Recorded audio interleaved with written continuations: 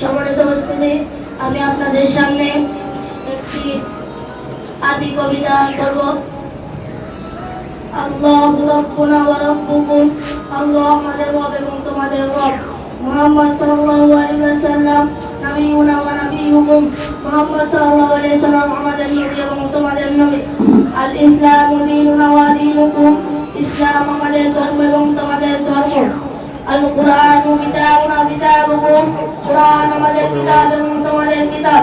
লা ইলাহা ইল্লাল্লাহ কালিমাতুনা ওয়া কালিমাতুকুম, লা ইলাহা ইল্লাল্লাহ আমাদের কালেমা এবং তোমাদের কালেমা। জান্নাতু দারুনা দারুকুম, জান্নাত আমাদের ঘর এবং তোমাদের ঘর। আল কাবাতু কিবলাতুনা ওয়া কিবলাতুকুম, কাবা আমাদের কিবলা এবং তোমাদের কিবলা। আল কবরু বাইতুনা ওয়া বাইতুকুম, কবর আমাদের বাড়ি এবং তোমাদের বাড়ি। আসসালামু আলাইকুম ওয়া রাহমাতুল্লাহি ওয়া বারাকাতুহু। তথ্য দিয়ে রাখি, এখানে ইয়াতিম বিভাগ আছে এবং তাদের সার্বিক যে দেখভাল অর্থাৎ বিনামূল্যে এখানে থাকা, খাওয়া, পড়ালেখা করানো হয়।